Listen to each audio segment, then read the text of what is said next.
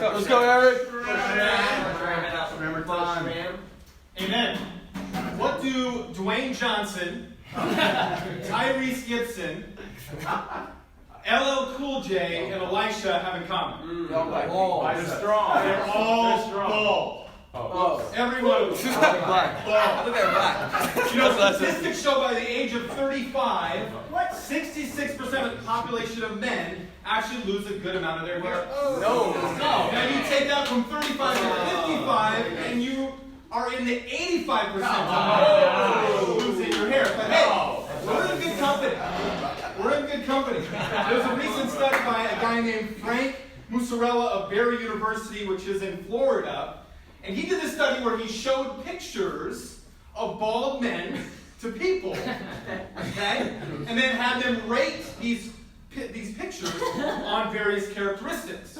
And here's, again, this is by the numbers. This isn't what a balding man would like to say, but this is by the numbers. Is that bald dudes are perceived as more intelligent, more honest, more physically attractive, and more socially mature than men of full heads of hair. Take that, Israel Escobar. Is the bald and the bears. Go to 2 Kings 23. 2 Kings 23. Fire. Not only are we in good company from the statistics, but This we're is in good fire. company from the scripture. Let's go, bro. 2 Kings 23, or 2 Kings 2, excuse me, verse 23. It says, Come on, bro. From there Elisha went, and there being Jericho, by the way. From there Elisha went to Bethel.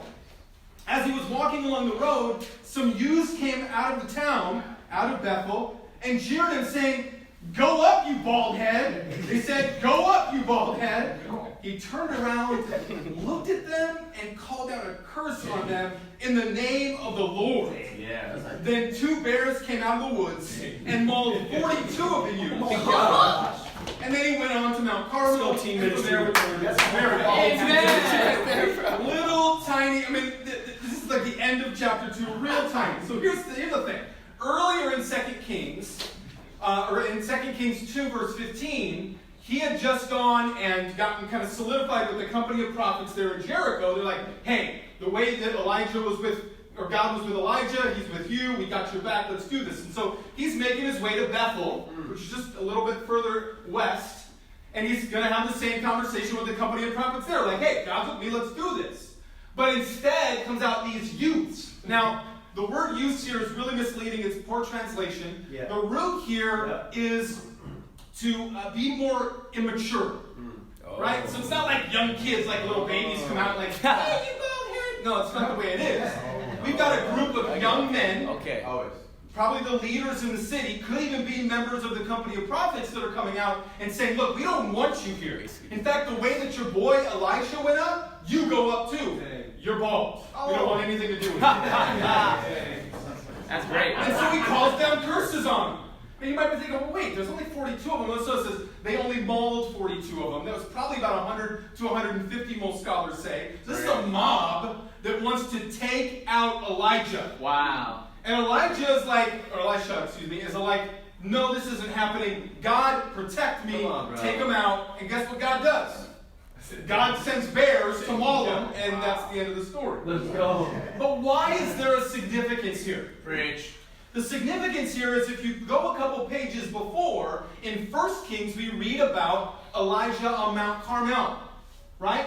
And he has this major experience where God is with me. You're either going to turn to God or you're going to die, essentially. Yeah. And this here, and I love this little verse 25, and then he went to Mount Carmel. Why would he go to Mount Carmel? He went to Mount Carmel because that was his Mount Carmel moment. Wow. You are either going to be with me and God or you're going to die. Wow. See, as much as I like to think that this passage is about it's cool to be bald and God's got your back, if you're missing a little bit of hair, come on, Rob. Just own it, bro. Just own it. Just pick it. Come on, bro. But really, it's about Hebrews 12:6. So we say with confidence, the Lord is my helper. Who I will not be afraid. What can man do to me? Yeah. God's got our back.